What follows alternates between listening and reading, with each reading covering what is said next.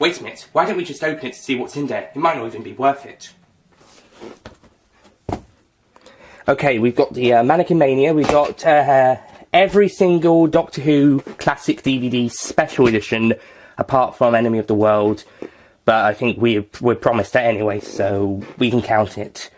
Maybe in the next shipment or something. Yeah, it's worth it.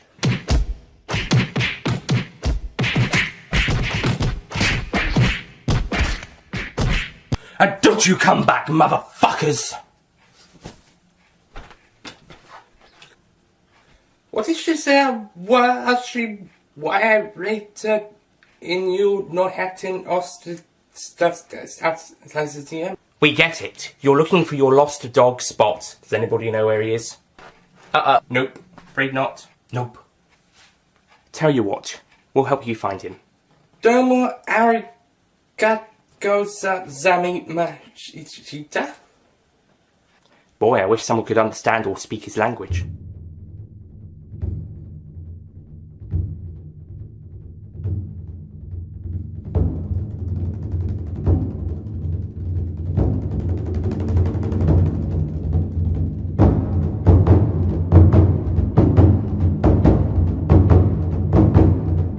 Hello ladies and gentlemen, Nick here and welcome to my review of Isle of Dogs, to see which one of these two films, Ready Player One and Isle of Dogs, is better in a kind of a double review day at time of recording, although release time it may be a bit different.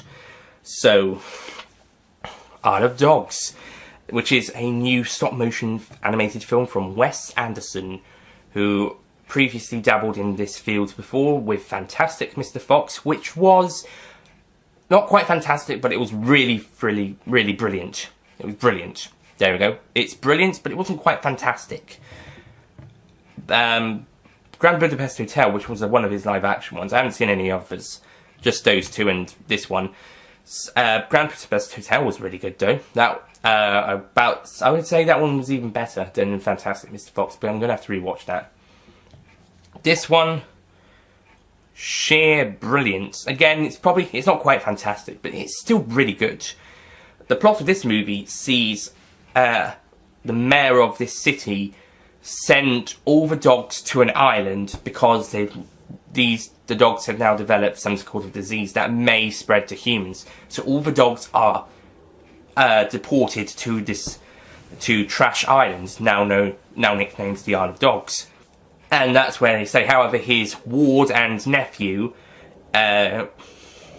wants to rescue his dog Spot, who was basically the security dog for him, to look after him after he was taken into his uncle's care after his parents' death in a train accident 3 years earlier. And this isn't a linear story, by the way, unlike Ready Player One. Well, actually, I don't even know if you could consider that linear because of the stuff looking back at James Halliday's life. But this one does go back to some other events earlier on in the timeline. So before events actually happen or something. Such as the boy being given Spots when he in the hospital, or Spots being rescued by the dogs that were presumed to be cannibals, but were actually only ate one of them and he was dying anyway and they needed to eat something, and it was a pretty disturbing and upsetting time for them and got upset about it. Anyone saying that they were cannibals, they'd get upset about it.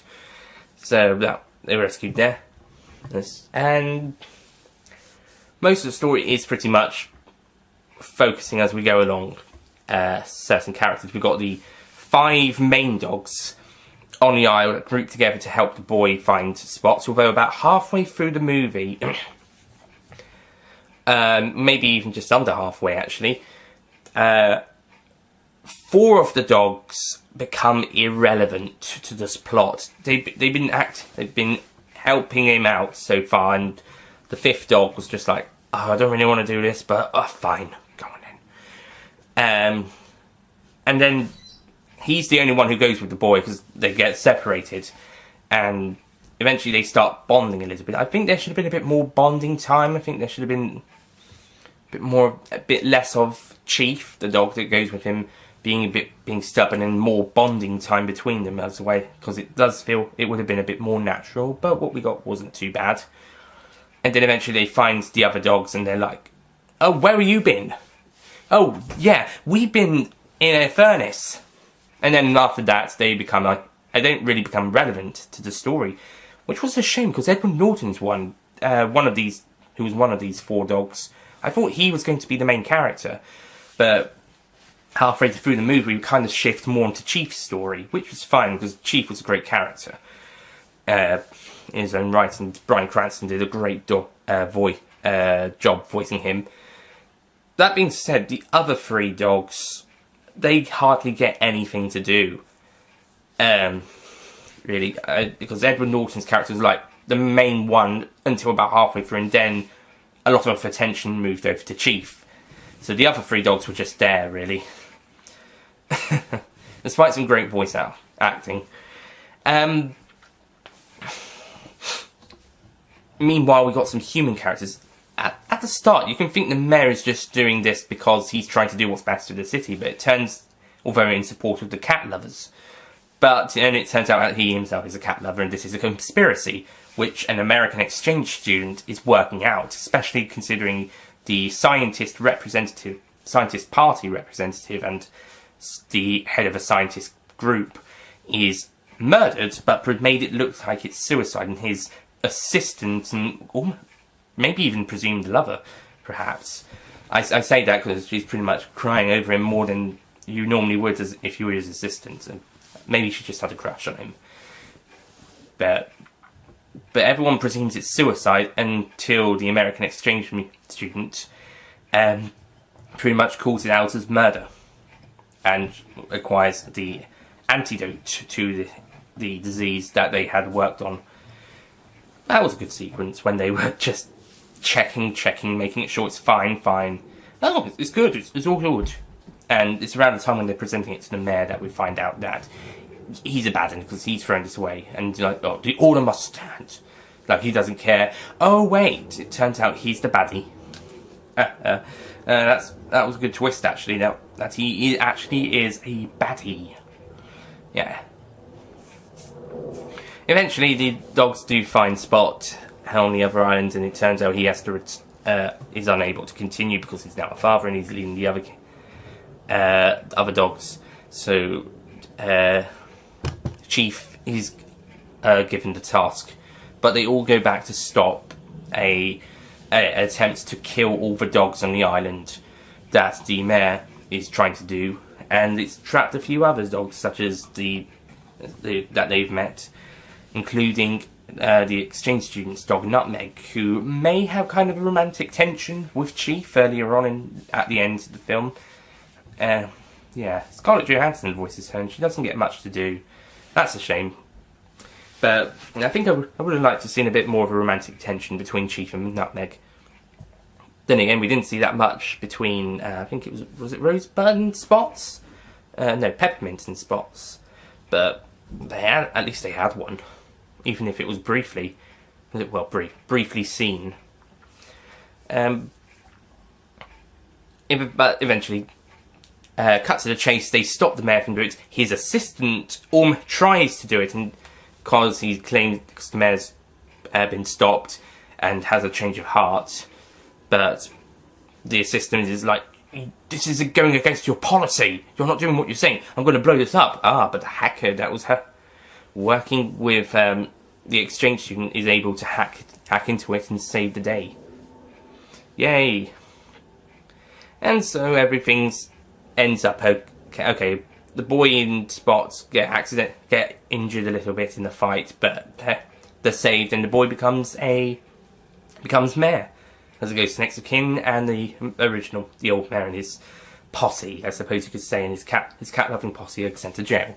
And all the dogs live happily ever after, including Spots, who survives the attack and survives the fight and retires with his family. And like I said, Chief and Nutmeg are having a romantic discussion. And the exchange student seems to have a crush on the boy, mainly because he's a hero, really. I thought they said she was in her senior year, which in American terms would be 16, 17, 18. However, the boy here is 12, and she says she has a crush on him. Yikes. 5-6 year gap, you know. Bit creepy. It's not like adults where it's fine, it's totally fine. Well, adults on adults, not adults and children. That's even worse. I can actually compare it to the kind of a crush from Wade in Kim Possible. In an episode of Kim Possible Series 4, the character of Wade was about 13, 14 in Series 4, and he was crushing on a 17, 18-year-old friend of theirs, Monique. But that one is actually pretty fine compared to this one, because it was a 13, 14-year-old crushing on a 17, 18-year-old, as opposed to a 17, 18-year-old crushing on a 12-year-old. I don't really have any main problems with this film. Some nitpicks and niggles, like Ready Player One, maybe less so. I think everyone who was cast was pretty much cast. I think there were some underused.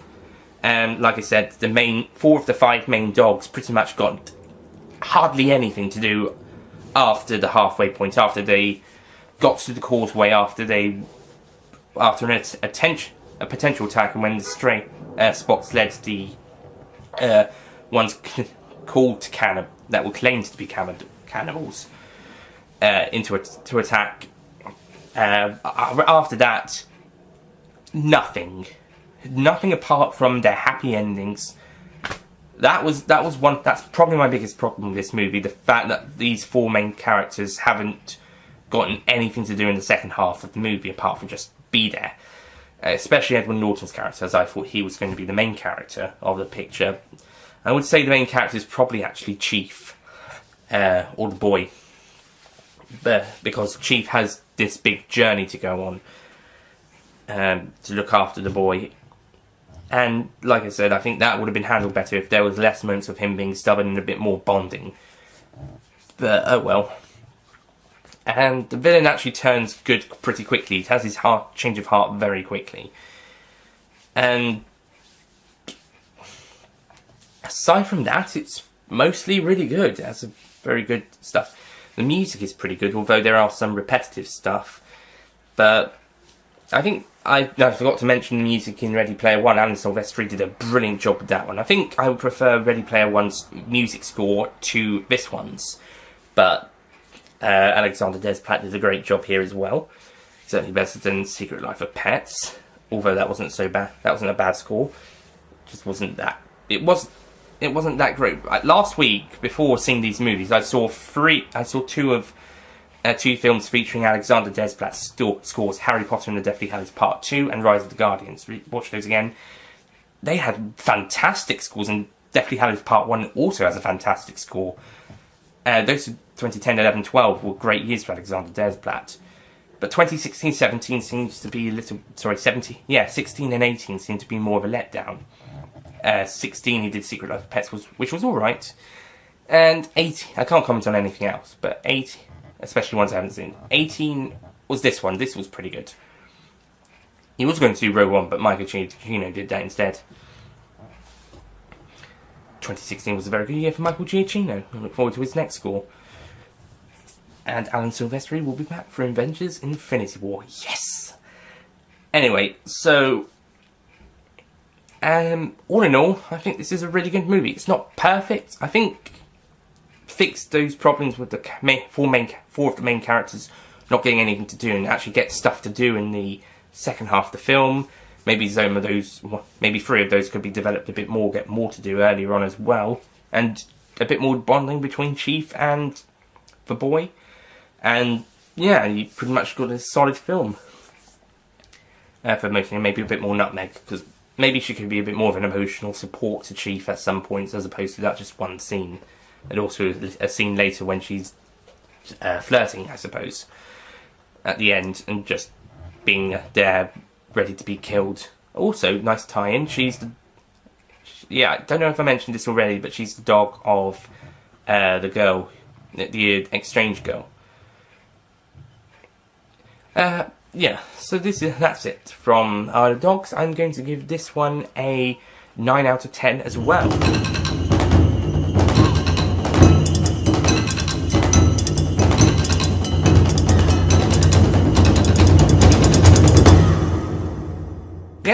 9 out of 10. So both this film and Ready Player One are about on the same level as each other. If I had to choose which one was better, I would say this one, but only because I had less nitpicks and less little niggles with it than Ready Player One. And I also thought the story was slightly better.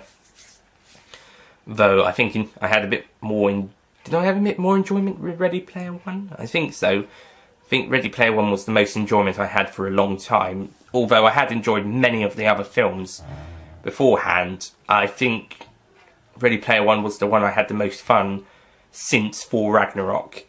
And although I had enjoyed many of the others since. But yeah, as for Isle of Dogs, I think Isle of Dogs had some of the best characters since It. So excluding films in franchises I love, such as Kingsman, Star Wars, Thor, Justice League, and Black Panther, and as well as other great characters in other films like in Blade Runner 2049, Paddington and Paddington 2 and others. But as in terms of some of the best characters in film, I don't think these are some of the best characters, but they're certainly best characters in a film outside of a franchise or film I love since It, the first one. Although I do love characters, some of the others, as I said, but in terms of just a standalone or one of a few movies in a series, this one probably is the first one since It, besides these franchise ones. Although I really did love the characters in it, that was a great movie for characters. Yeah, when is that extended edition coming out? I want that extended edition! September, hopefully. But come on, it's been 6 months since the film came out. We want that extended edition already. Mind you, Lord of the Rings probably had released their extended editions about a year after the actual film came out, but still. Anyway, that's it from Isle of Dogs. Thank you for watching. And in terms of which one of these two films was better, I would say this one by a smidge, a very small smidge, but that was mainly due to less nitpicks or little issues with it. Slightly better characters and around a similar slightly better story, just slightly better, or similar level, but just smidging bit more. These two films have been two of the best films of the year I've seen so far. We're up to 7, aren't we? I think they would come 3rd and 4th out of 7, but don't worry, it's April. There's plenty more to come.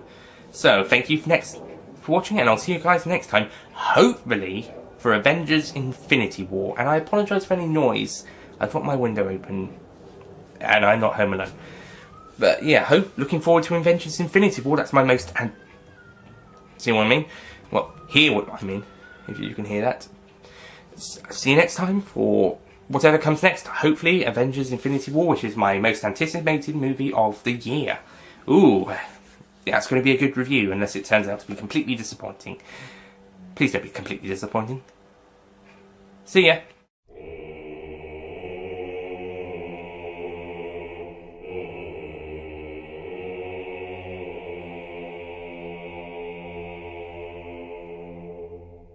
Don't forget to click below to subscribe to the official Nicholas Payne YouTube channel.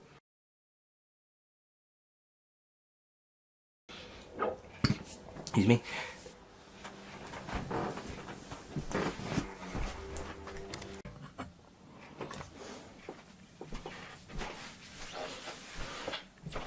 Wait a minute, why don't we just open it to see if it's worth it? Hang on.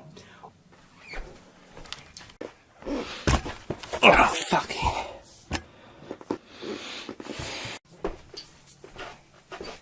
We get it. You're looking for your lost dog, Spots. Does anybody know where he is? Oh, boy, I wish someone was able to speak his language. Oh, this angle is really awkward. Something's wrong.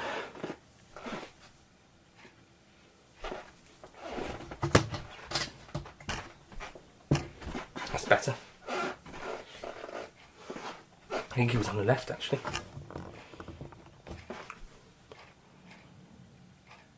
Boy, I wish someone was able to speak his language.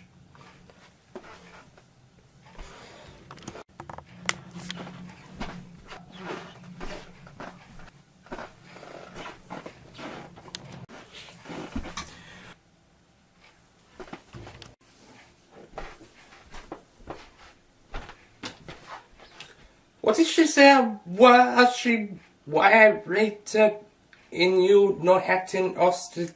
I can't speak Japanese.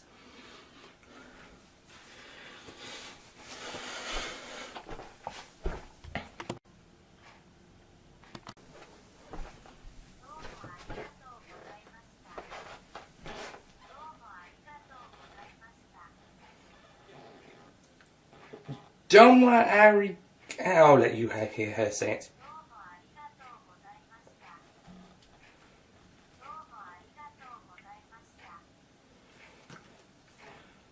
Domo arigato gozaimasu.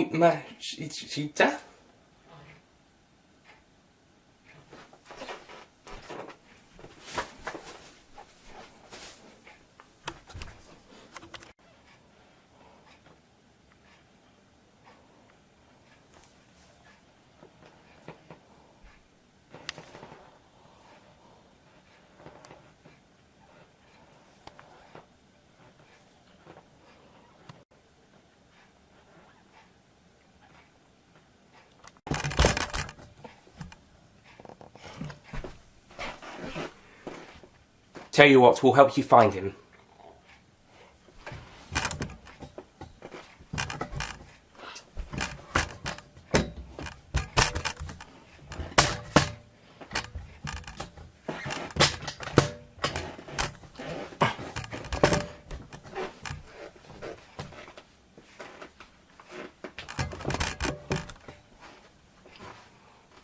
Tell you what, we'll help you find him.